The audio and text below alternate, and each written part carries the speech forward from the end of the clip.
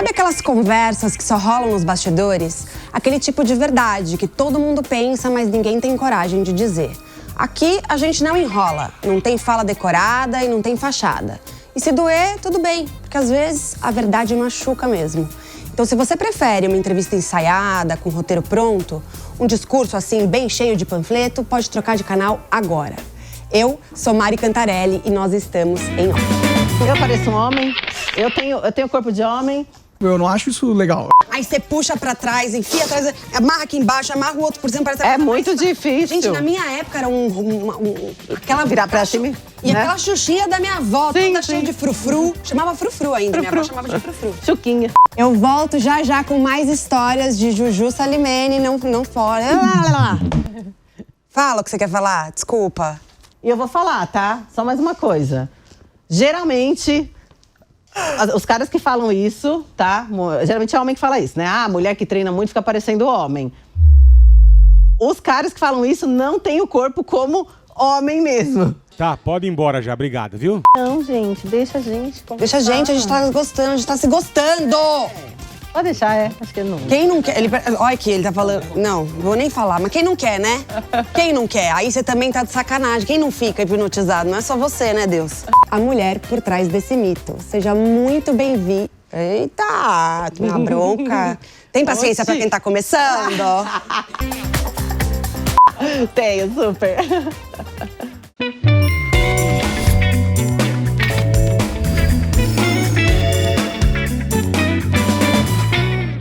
O bom filho, a casa torna. A minha convidada de hoje já brilhou aqui nas telas da Jovem Pan há mais de uma década. Ela foi um verdadeiro fenômeno na era das paniquetes, mas não parou por aí. Hoje, ela é um dos nomes mais influentes das redes sociais, com mais de 20 milhões de seguidores só no Instagram. Juliana Salimene dos Santos Correia. Hoje ela tem negócios próprios e conquistou o respeito de quem viu a sua reinvenção. Ela continua no topo. Hoje ela é um ícone de beleza, disciplina, saúde e força. Mas aqui no Em Off a gente não quer só a musa que todo mundo conhece, não. A gente quer a mulher por trás desse mito. Seja muito bem-vinda, Juju Salimene. Olá, muito obrigada. Obrigada! Gente, amei esse texto chiquérrimo. Primeira coisa, como é que é estar de volta aos corredores da Jovem Pan? Ai, é muito gostoso.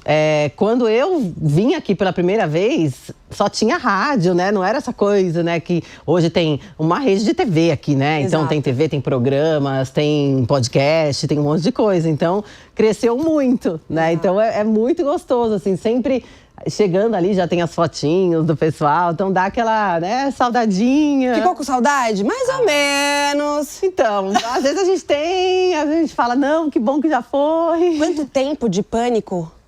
Eu fiquei quase 5 anos 5 no anos. Pânico. Eu entrei em 2008 e aí fiquei quase 5. Por que você saiu do pânico? Por causa das tretas, né, que tinha lá, gente. Olha, Vamos direto e reto, assim, nas tretas? é muita mulher juntos. Dá mas- uns B.O. Mas hoje em dia já podia... Já passamos um pouco dessa não, fase já, de mulher... muito. Não, e de muita mulher junta começa a dar merda. Sim, sim. Assim, eu gostaria que a gente tivesse passado já dessa fase. Então, é que assim, antigamente eu acho que a guerra entre as mulheres era mais explícita.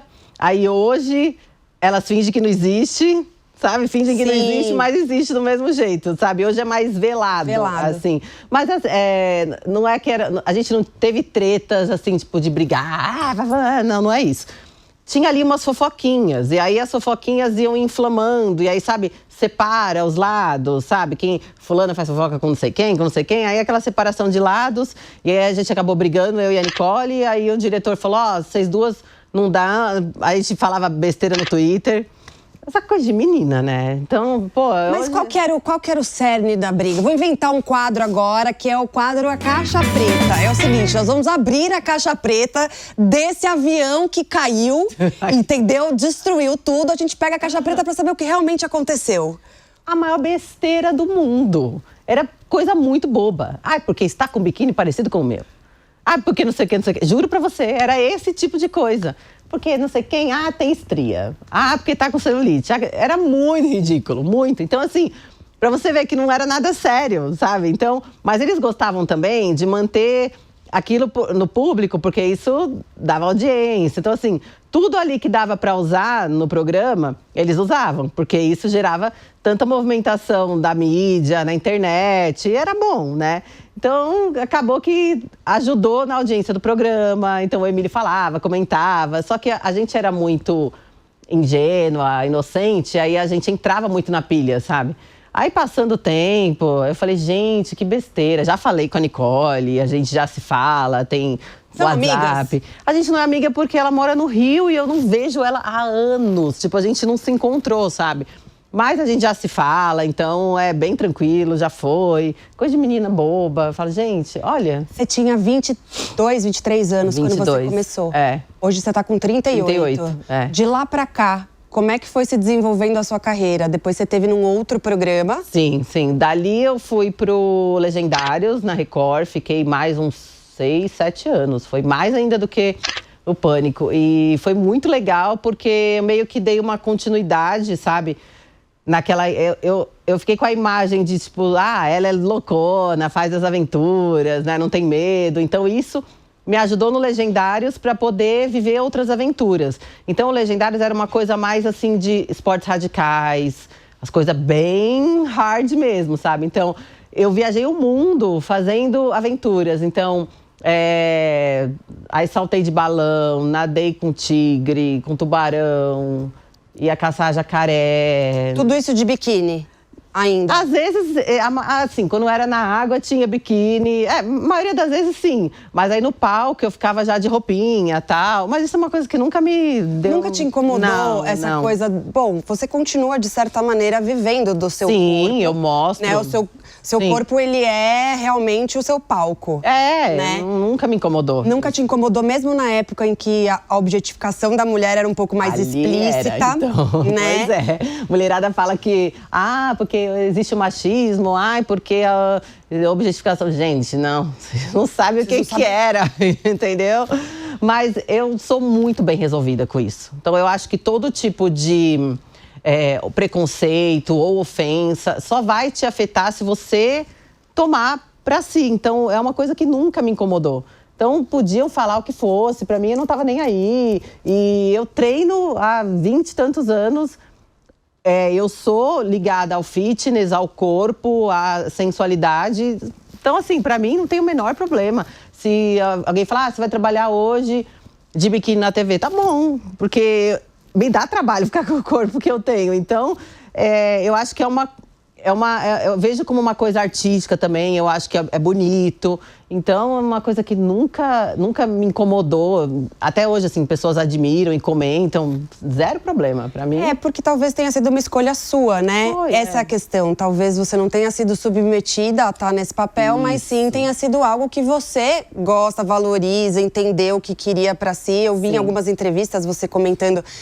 eu sempre tive problema pra engordar, pra ganhar corpo. Então, pra você, já existia um lugar de você estar buscando um ideal de corpo. Exatamente. E querer fazer disso algo que você pudesse mostrar e ganhar dinheiro. Eu sou super a favor, desde que você não se sinta de nenhuma forma… Obrigada, né?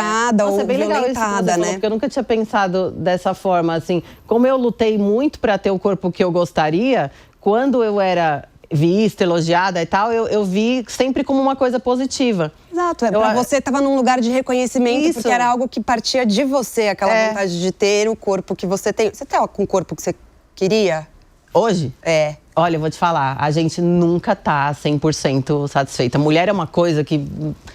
Assim, eu tenho várias fases de corpo, né? Já tive fase muito maior, um pouco mais seca, mais magrinha… Mas a gente nunca tá satisfeita. Só que com o tempo e a maturidade, eu também entendi que nós somos eternas insatisfeitas e que isso é bom para que a gente continue sempre buscando melhorar, enfim. Mas também tem que saber o limite de, assim, ninguém é perfeito, não dá para eu chegar aqui, enfim. Então, eu acho que para mim tá ótimo, tá muito bom para a idade que eu tô, 38, não é que eu sou velha, mas… Poxa, já é uma fase mais difícil de manter, o corpo não responde mais da mesma forma, mas eu tenho uma rotina muito certa, então acho que eu consigo manter muito bem. Fase perto de carnaval, aí eu dou uma acelerada, uma dieta mais restrita. Ô Ju, o seu corpo é um corpo possível ou ele é um corpo que exige suplementação, hormônios que a mulher não tem, né, anabolizantes, uma disciplina muito difícil de seguir? Qual é o... Eu sou muito sincera sobre essas coisas. Como você me perguntou, meu corpo é um corpo possível? Não, não é. Então, se não fizer diversas coisas como eu faço, não é. Então, se você não tiver a suplementação, não fizer o uso de hormônios como eu faço, sempre fiz. E eu falo, não tenho nenhum problema sobre isso. Eu acho importante que eu fale porque isso desmistifica e também evita a ignorância das pessoas sobre o assunto e eu acho que talvez possa ajudar para que as pessoas não façam besteira. Então, assim, o que acontece? Eu já, lá atrás, no começo, claro que eu fiz coisa sozinha, tomei coisa sozinha, sem nem saber o que era. Isso é muito perigoso. Então, a partir do momento que eu comecei um acompanhamento médico, já tem mais de quase 20 anos que eu faço acompanhamento médico certinho. A partir daí, continuei usando os hormônios, só que aí os hormônios corretos, na dose certa, de acordo com o que eu preciso, exames a cada 4 meses no máximo, eu faço o check-up geral. Então é tudo controladinho. Então, se você for ver, não é uma coisa possível para todas as pessoas, né? Então, suplemento, hormônio, treino. Eu tenho professores que estão me acompanhando para me treinar. O meu treino não é um treino que eu consigo fazer sozinha, é muito pesado. Sem falar toda a dieta de 24 horas no dia, porque o treino você faz lá 1 hora, 1 hora e meia. O resto do dia são 23 horas de dieta correta, descanso que também tem que ser correto. Então, a quantidade de água. Então, assim, é muita coisa. Então, na minha opinião, não é possível para a grande maioria das pessoas. Porque mesmo se fosse possível e tão acessível, a gente teria muitas, né? Então, realmente não é uma coisa que é meu trabalho também. Então, eu consigo manter isso, né? Ô Ju, você trouxe uma perspectiva interessante. A gente acabou construindo aqui na conversa essa perspectiva interessante de que o corpo, para você, ele não é tanto uma prisão. Não. Ou nem ele não é um lugar de dor para você viver com toda essa disciplina que você acabou de dizer. Não. Mas, por outro lado, talvez, eu me pergunto como é que você lida com a perspectiva do talvez ter que não conseguir manter esse corpo, ou talvez ter que mudar de corpo. Por exemplo, você falou da sua vontade de ser mãe muito em breve. E a gente estava aqui nos bastidores falando um pouco de algumas mudanças de corpo que eu tive, por exemplo, quando eu tive o meu filho, que tem 2 anos. Sim. Como é que é para você que tem o corpo como um reconhecimento, né? E algo que você preza pela construção de toda, né, a sua carreira estar voltada para isso. Como é que você lida com a perspectiva de que talvez em algum momento você tenha que abrir mão desse corpo? Né? Então, eu já tive um tempo bem preocupada com isso. Confesso que antigamente, por questões pessoais, eu cheguei a falar até publicamente, não, eu não tenho vontade de ser mãe. Mas quando eu conheci o meu marido, muita coisa mudou, tanto em relação a você realmente ter uma parceria que te encoraja, que te faz se sentir segura. Então, a minha cabeça mudou bastante para isso, né? E a gente vai fazer 4 anos juntos e eu também entendo que eu tô num momento que eu já preciso correr, porque 38 já é uma idade avançada, né? Então, eu já tive medo, sabe? Nossa, o que eu vou fazer? Porque, como eu comentei, faço uso de hormônios constantemente. O que eu teria que fazer? Quais seriam as mudanças? Nossa, seriam mudanças muito grandes. Então, eu já passei muito tempo pensando. Ele é atleta fisiculturista profissional. Daqui 3 meses, ele vai competir no maior campeonato do mundo. Então, como que faz? Porque ele também precisa mudar a rotina dele, hormonal. Então, eu fiquei tão preocupada assim. Ele, para vocês engravidarem, ele também precisa parar? Sim. Então tem... Por quê? Você sabe explicar? Você consegue me contar um pouco? É o seguinte, o homem que usa hormônios, né, para os fins que ele usa, que é uma quantidade que não é tão pequena por ser um atleta, também acompanhado por coach, médico, tudo certinho. Vou explicar de forma... De forma leiga, que a gente tá falando com as pessoas. Se você quiser conversar com o médico, você paga a consulta e vai. Isso. Então, o que acontece? O homem deixa de produzir o hormônio natural, que seria o que engravida a mulher, porque ele está tomando. Então, assim, tá vindo de fora. Quando ele tira, o corpo vai voltar a produzir naturalmente, mas isso demora um tempo. E pelo que eu entendi, a gente falou até pouco tempo com um amigo nosso médico, pode ser que no momento ele não tenha os espermatozoides, a quantidade que precisa para engravidar. Então, precisa encaixar tanto o meu corpo quanto o dele. Exato, e isso de novo, é o ganha-pão de vocês. Isso. Vocês vivem disso. Exatamente. Então, parabéns, você é o primeiro homem que vai parar de trabalhar para poder ter filho. Como é que ele chama? Diogo. Um beijo, Diogo. Me liga se você precisar de alguma dica aí sobre esse momento. É complicado mesmo, mas depois a gente volta. É tipo isso. Só que aí que foi legal, né? A gente conversou com um amigo há 2 semanas atrás, e PhD, né? Fármacos e tal. Então, assim, ele mostrou os exames dele, eu mostrei os meus. E, para nossa surpresa, ele falou que eu tô super pronta para conseguir, se eu quiser. Precisa fazer só um pequeno ajuste de um hormônio. Tá. Então, eu já fiquei super animada, porque eu achei que eu ia ter que mudar muita coisa. E não tá bem fácil a minha adaptação do corpo, né? Legal. Aí a gente pensou, tá, mas e agora? E ele, né? Como que seria? Aí ele também falou que no caso dele, ele não precisa parar com a parte hormonal, precisa fazer também só um pequeno ajuste. Aí a gente ficou super animado, porque na nossa cabeça seria completamente diferente. Eu ia ter que parar tudo, ele ia ter que parar tudo.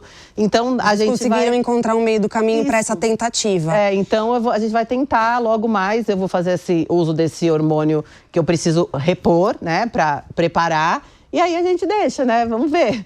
O quanto antes seria melhor, porque acho que esperar mais é meio complicado pela minha idade. Ele é mais novo, ele tem 29. Então, então ele pra tem... ele tem tempo, mas eu não tenho muito. Mas aí talvez também dê pra congelar, sabe? Então a gente vai alinhar isso certinho. Que talvez dê pra segurar um pouco por conta do trabalho dele também. Então, vamos ver. Você não me respondeu como fica a perspectiva da mudança do seu corpo. Agora, com essa notícia que eles me deram de que eu não preciso fazer grandes mudanças, eu fiquei mais tranquila. Porque, por exemplo, a forma que eu tô já há um bom tempo, eu tô bem, tô me sentindo bem com esse corpo e eu tô fazendo uso de hormônios muito, muito baixos. Então, se eu tiver que tirar, que provavelmente eu vá ter que tirar, não vai ser uma mudança tão grande. Acho que eu consigo me manter bem, Deus queira, né, que eu consiga ter uma gravidez tranquila para poder treinar, se Deus quiser, Deus vai abençoar. Com certeza. Então, eu acho que não vai ser uma coisa que vai me mexer tanto, sabe? E eu sou muito regrada, então eu acho que eu consigo manter uma alimentação correta, que seja saudável para mim, né, para uma gravidez. E depois é o que eles me falam, né? Seu corpo já tem um metabolismo bom, então você consegue retomar. E o que a gente mais vê são mulheres que depois da gravidez ficam mais lindas ainda quando voltam. Então não é uma coisa que me preocupa. Parabéns pra você que ficou mais linda. Tô esperando chegar a minha vez. Para, mulher, tá maravilhosa. Agora, Ju, você é filha única, né? Eu sou, menina, sou. E aí esse também desejo de maternidade vem pra você um pouco mais adiante, né? Você falou, num primeiro momento, eu não queria ser mãe. Sim. E depois você decide.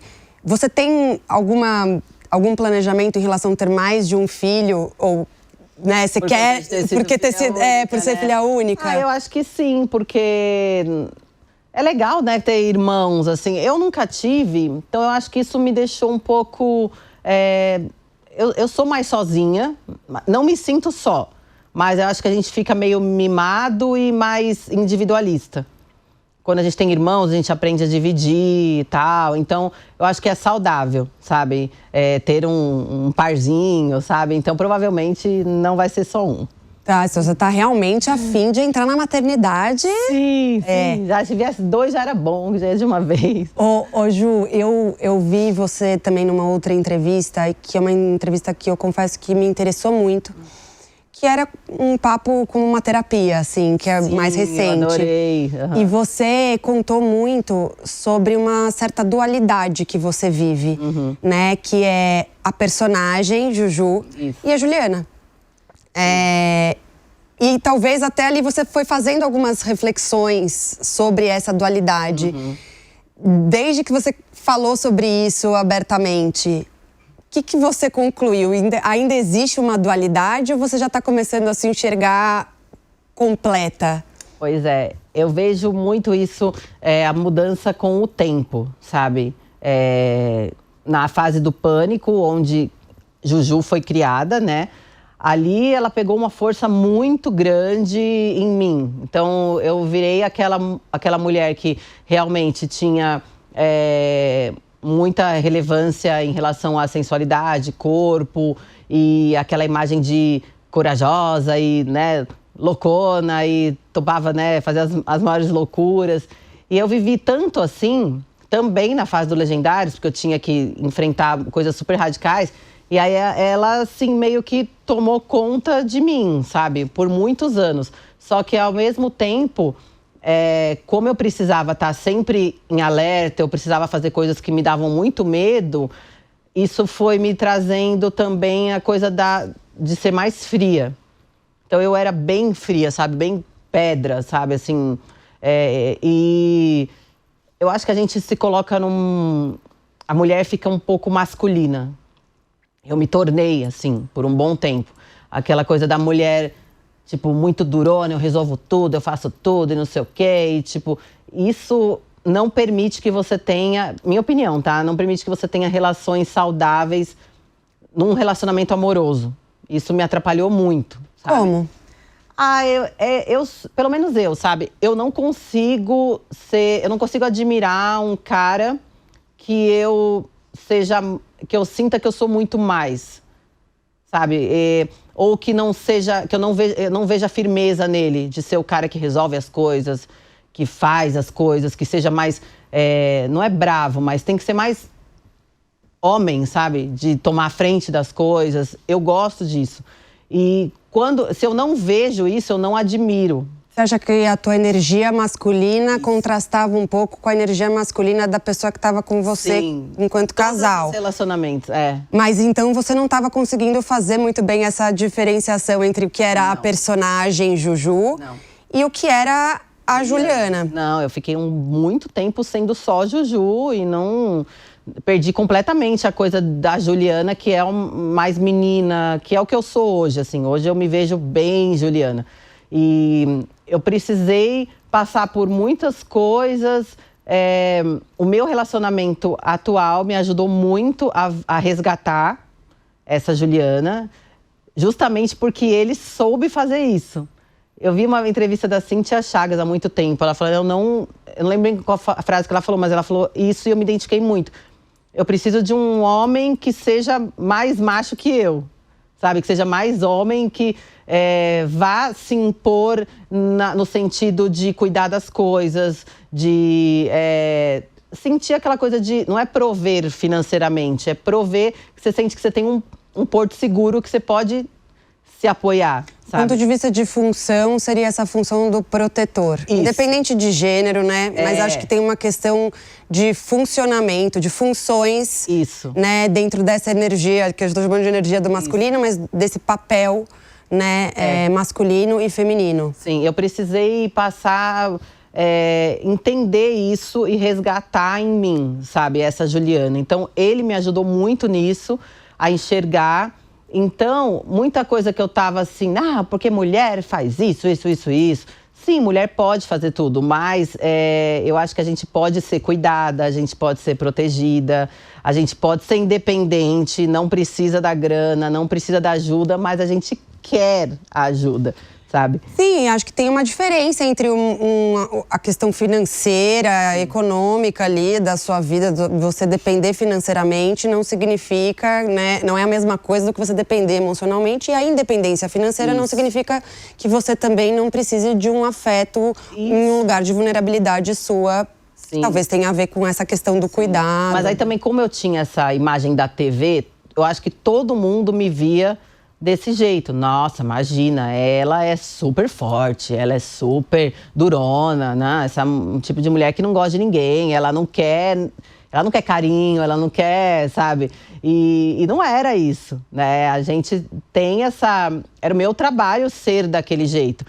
E aí eu fui resgatando, eu fui deixando de lado um pouco essa coisa bem juju, assim. Também, como eu não estava mais na TV, eu acho que isso ajudou, porque eu não precisava estar nesse personagem o tempo todo, né? E aí foi mais nas redes sociais que a gente começa a mostrar o dia a dia, então eu acho que eu fui voltando para mim mesma e aí resgatei a menina lá de trás. Então hoje eu sou 100% Juliana, assim. Alguns momentos Juju vem em algum evento em que eu tenho que estar naquela pose e tal, e tá tudo bem. Então hoje é bem tranquilo, bem equilibrado.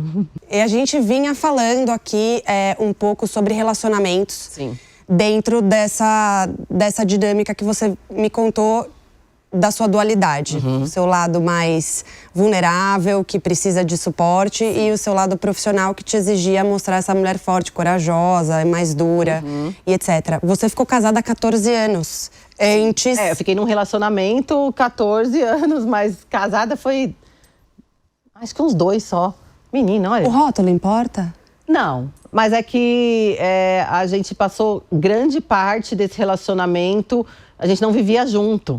Não morava junto? Não, então assim, foi um namoro muito longo, sabe? É que me chama a atenção quando você diz que isso te prejudicou de certa forma, né? O trabalho te exigia uma postura que te prejudicava do ponto de vista de relacionamento, mas você teve um relacionamento muito longo. Sim. Como é que era a dinâmica entre vocês? Você não enxergava, vocês competiam em algum lugar dessa energia do masculino, de quem domina e de quem é o provedor e de quem precisa de cuidado e quem traz a força ali pra dentro da relação? Então, você sabe que nessa época eu não enxergava nada disso, eu não tinha essa consciência, sabe?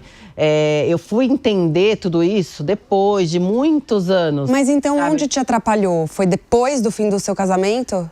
Eu acho que me atrapalhou durante, porque quando você... Eu acho que o trabalho que eu fazia, né, estar ali exposta, apesar de ser uma coisa que não me incomodava, é uma fase que é complicado estar em um relacionamento. Por quê? Porque eu não podia estar em casa sempre, a gente viajava muito, então tinha gravações qualquer dia, qualquer horário, então não tinha feriado, não tinha férias.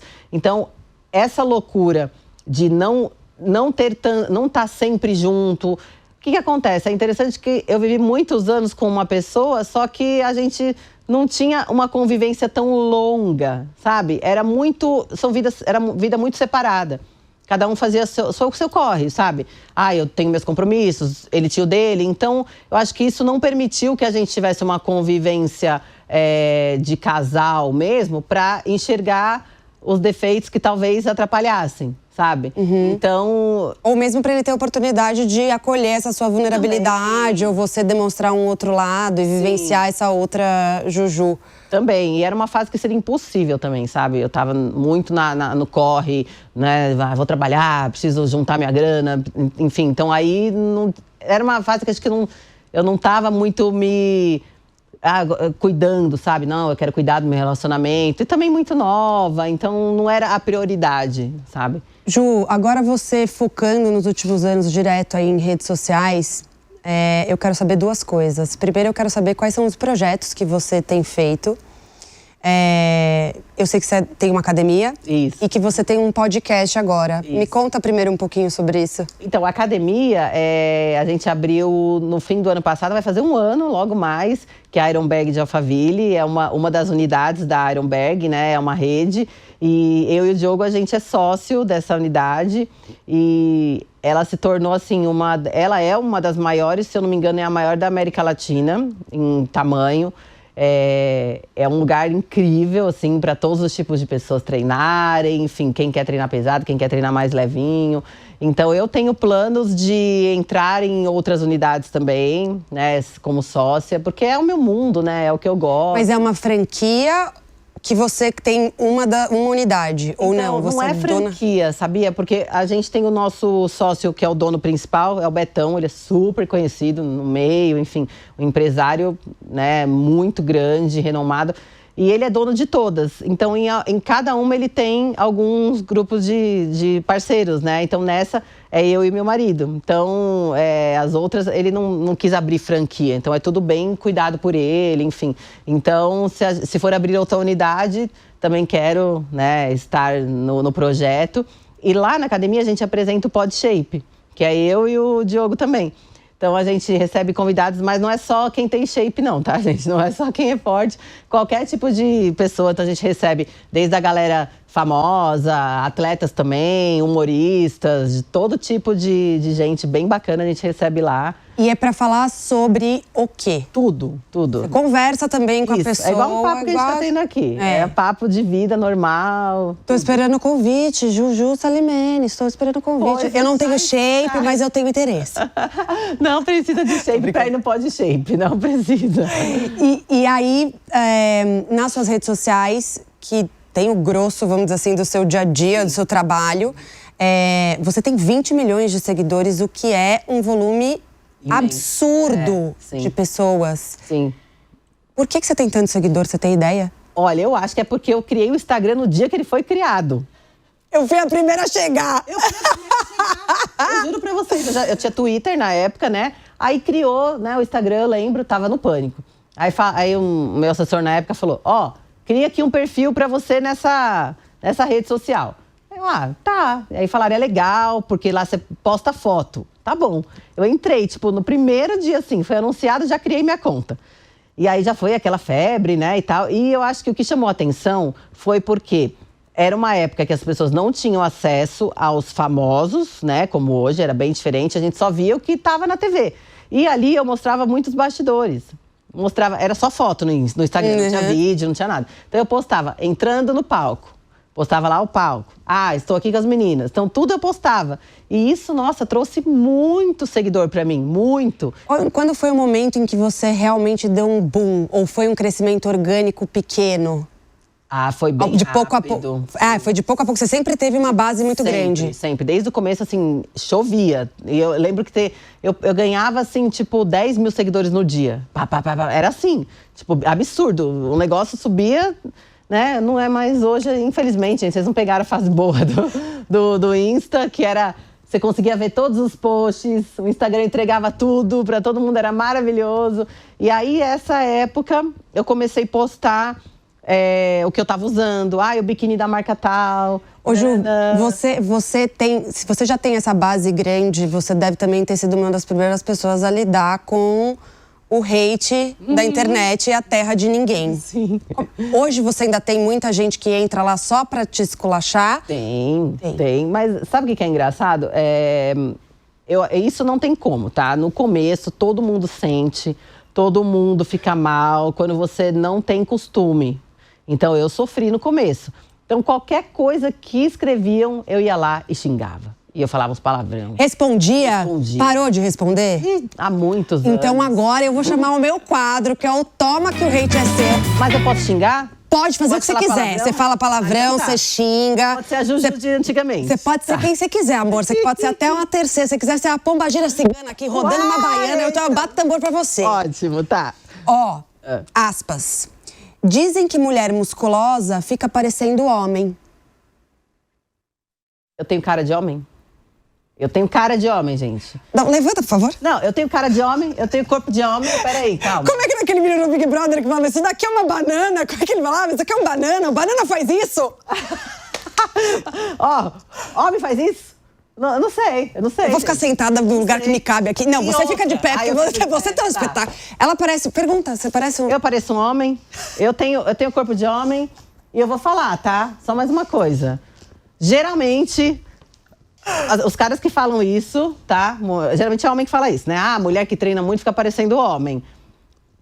Os caras que falam isso não têm o corpo como homem mesmo, entendeu? Então, assim, não tem a perna, não tem... Você vê o shape do cara que fala isso, ou é um frango, Ou é Amor, uma bolinha? eu gosto de chamar essa figura de Jurandir. Desculpa os Jurandir. O Jurandir, isso. O Jurandir. Sempre um Jurandir. Você não viu? Gente, a Paula Oliveira, todo mundo rindo, que ela era horrorosa, que não sei o que. Você ia ver o Jurandir. Sempre um Jurandir. Dizendo. Não, você fala, nossa, deve ser um must have, né? Assim, gente, cada Jurandir, desculpa os Jurandires aí, mas é só uma forma de. Né? Enfim. Mais um. Aspas. Paniquete aposentada querendo biscoito.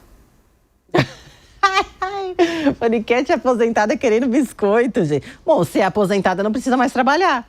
Já tá rica, plena e pode biscoitar. Deixa biscoitar, feliz, plena. É isso, com certeza. Invejoso. Invejoso, é isso. Aspas. Meu Deus, você está querendo destruir a autoestima da mulher mostrando um corpo fabricado. Sim, meu corpo é fabricado porque eu estou lá todos os dias fazendo com que ele seja assim. Eu não nasci assim. Eu quero que ele seja assim. Então, todos os dias eu vou pra academia, todos os dias eu faço a minha dieta. E eu tô acabando com a autoestima, é isso? Ela é a pessoa que disse que você está querendo destruir a autoestima da mulher comum. Uai, então você levanta a sua bunda do sofá e vá treinar. Pra que você não se sinta desse jeito. Não é? Ué. Pra que me xingar? Por que você não cuida do seu corpo? Cuida do seu, vai pra academia, faz uma dieta. Larga esse negócio aí de falar, não, porque eu sou feliz aqui com os meus quilinhos a mais. Não é, ninguém é, sabe? Você comentou que mais ou menos em 2018 você teve depressão. Tive depressão, sim. Teve a ver um pouco com essa sua vida de exposição e com o que as pessoas falavam? Na verdade, a minha depressão, eu entendi que foi por conta do excesso de, não excesso de trabalho, mas assim, de não parar para descansar. Eu acho que foi mais um burnout, assim. Então a gente vivia num ritmo frenético de trabalho, viagem, treino, correria. Então assim, eu não parava, não dormia bem. Cada dia estava num lugar, numa cidade, avião, carro e tal. Essa era a época de Legendários? Mais de pânico. Pânico. Porque a gente fazia muita presença VIP. Então assim, inauguração disso, academia de não sei o quê, loja de não sei o quê, festa. Então, assim, era uma loucura. E isso me mantinha sempre afastada de casa, como eu tava falando. Quase nunca tava em casa. Era igual cantor em turnê, nunca tava em casa. Então, isso eu acho que foi me minando, sabe? A energia foi baixando, e eu nem percebi. Isso foi pouco a pouco. Quando eu me toquei, foi o fim do meu relacionamento, esse de muitos anos. E aí eu já não estava bem, então eu não queria sair de casa, eu não queria trabalhar, eu deixei de cumprir muitos compromissos que eu precisava. Eu fazia só as gravações, ligava a câmera, fazia o que eu tinha que fazer e voltava. Eu não queria tirar foto com as pessoas. E você conta que a cura disso veio muito da espiritualidade. Veio. Como é que foi esse processo? Eu sou muito ligada ao espiritual, né? Sou do candomblé, agora eu sou iniciada em Ifá, que é uma coisa nova, assim. Axé, compartilhamos da mesma religião. Maravilhoso. E eu sempre fui dessa coisa, assim, de energia. E sempre me cuidei, mas eu acho que talvez eu deixei uma fase, assim, meio de realmente dar atenção pra isso, sabe? Aí, quando eu fiquei realmente mal, eu mergulhei de cabeça, me cuidei muito, joguei todas as minhas forças, né, pros orixás, assim. Tive um pessoal que cuidou muito de mim, né, que era minha mãe de santo e me ajudou com as minhas limpezas, as orações, toda aquela ajuda, né, e me apeguei muito, assim.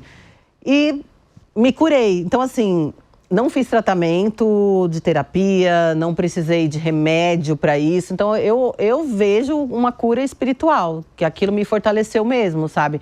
Então, é a minha visão, né? Para quem acredita, eu acredito. Então, estou muito bem há anos e sempre muito conectada com a minha espiritualidade, sempre muito presente, né, com os meus guias, e eles me fortalecem. Muito bom. Axé. Eu vou aproveitar esse gancho para chamar o nosso quadro A Verdadeira Tradução. Ô Ju, eu vou pegar uma frase que você disse, eu faço isso também. Eu faço uma pesquisa, eu e o time aqui do nosso programa, e a gente pega frases que você falou em algum momento da sua carreira. Tá. E a gente traz para tentar entender um pouco mais do que você quis dizer, para entender se você mudou de opinião, e tá tudo bem a gente mudar de opinião. Lógico. Ou se você reafirma, explica. Legal. Diz que é isso aí mesmo. Você pode, mais uma vez, aqui você faz o que você quiser. Ótimo. Aspas. Disseram que eu era satânica, que eu bebia sangue e que eu matava bicho. Isso você relatou quando você foi acusada pela pela Nicole Balls, durante um confronto aí em relação à sua religião, que você acabou de contar pra gente. Não, é verdade, nessa época saiu uma matéria. Eu não lembro qual site de fofoca que soltou. E era uma fase que realmente existia um preconceito absurdo. Acabou? Não acabou, mas era bem pior. Então hoje a gente tem artistas que, muito bom, né? Graças a Deus, os orixás vieram à frente das câmeras falar com orgulho das suas religiões e crenças, né? Principalmente essas de matrizes africanas, sempre teve um preconceito imenso, assim. E saiu uma matéria. Mas me diz uma coisa, você não acha também que tem uma coisa assim, critica, não gosta, mas tá lá fazendo seu ebó, tá lá frequentando o Ilê, que eu já vi, entendeu? Eu não vou falar nada, mas ó, eu escuto, só jogando aqui assim, tá? eu escuto de pais de santo, lugares que eu vou, que às vezes eles recebem até evangélicos. Assim, que vão pedir alguma ajuda. Então, mas assim, nada contra. Eu acho que todo mundo é bem-vindo em todas as religiões. Enfim. Perfeito. Eu só acho, como é irônico você pensar que existe uma intolerância religiosa entre as pessoas, né? E que, na verdade, tem grandes líderes aí de uma igreja ou de outra e que estão completamente abertos a trabalharem a sua fé em outros ambientes, né? É uma coisa, é bem hipocrisia, né? Assim, infelizmente, existe. Só que hoje está mais divulgado graças a imagens muito grandes, como Anitta, Ivete Sangalo, mulheres, né? Homens também que falam. Isso é muito bom, porque isso conseguiu trazer muita gente que estava escondido, com vergonha e medo de falar. Então hoje a gente tem mais espaço, mas lá atrás era fogo. Ô, Ju, mas você teve um episódio recente com a Joana Prado em relação a esse assunto, ela criticou… É verdade, foi? Não, mas agora, eu não fiquei com ela, não. Não, mas ela te criticou o candomblé. Isso, ela falou… Acho que no carnaval, e você desfila, né? Ela falou do carnaval, mas eu não respondi na internet. Me perguntaram numa entrevista, e aí eu falei sobre o assunto. Que ela estava demonstrando num vídeo diversas coisas malignas do carnaval e nananana. E eu acho que isso foi um desrespeito, sabe? À tradição do carnaval, aos símbolos que estão lá, que muitas vezes, devido ao cristianismo, foi moldado de forma negativa e não é. Então, assim, eu achei triste porque muita gente se sentiu ofendido, não só a parte de religião, mas as pessoas que trabalham no carnaval, as comunidades, que são pessoas que não ganham nada para estar ali e têm esse amor pelo carnaval, sabe? Então, eu acho que foi…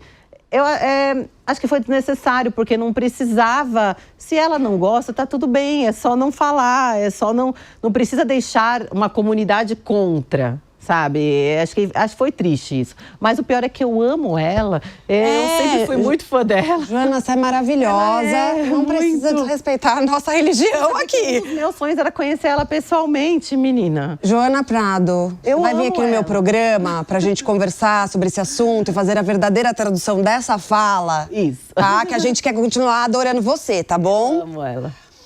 Ô Ju, vou chamar o nosso último quadro antes de encerrar, que é o Guilty Pleasure ou Genial.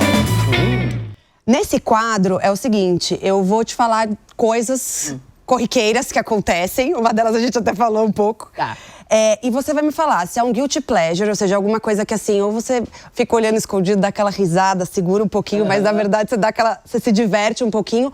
Ou se você acha genial ao ponto de defender e dizer não, isso aqui não é bobeira não, isso é muito legal mesmo. Tá. Que a gente às vezes pensa que é bobeira, né? Tá, vamos lá. Deixa eu ver. Desmarcar date porque fez treino de perna. Ah, não, eu acho que não. É que assim, eu sou muito durona em relação à dor de treino.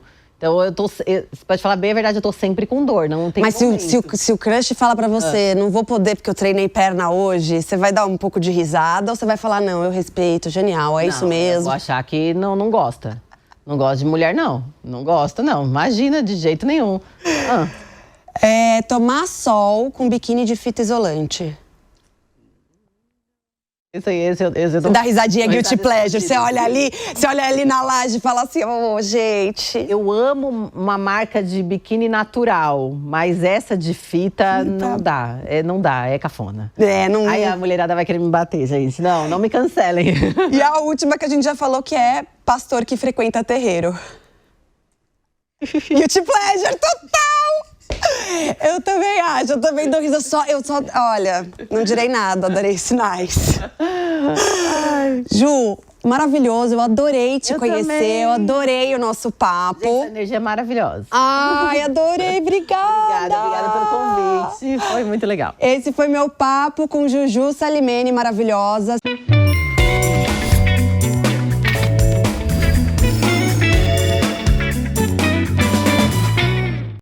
A opinião dos nossos comentaristas não reflete necessariamente a opinião do Grupo Jovem Pan de Comunicação. Realização Jovem Pan.